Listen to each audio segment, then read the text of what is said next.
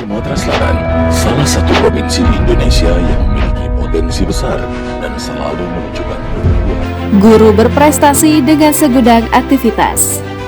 Putri Aprilianti, SPD, MPD, adalah sosok guru dengan segudang aktivitas. Selain mengajar di SMA Negeri 1 Sungai Rotan, Kabupaten Muara Enim, Sumatera Selatan, dia aktif sebagai pembina unit kesehatan sekolah, OSIS, dan pembina Olimpiade. Bersinergi dengan Puskesmas Sungai Rokan, pemenang Kartini Millennial Awards tahun 2021 ini juga aktif mengkampanyekan pencegahan stunting, pernikahan dini, sex education, serta sosialisasi bahaya narkoba bagi remaja. Di tengah kesibukannya, Putri menyalurkan hobi membuat video yang ditayangkan di channel YouTube bernama Eriland. Video-video karyanya sering diikutkan dalam lomba vlog dan film pendek dan mengukir prestasi di tingkat kabupaten, provinsi, dan nasional.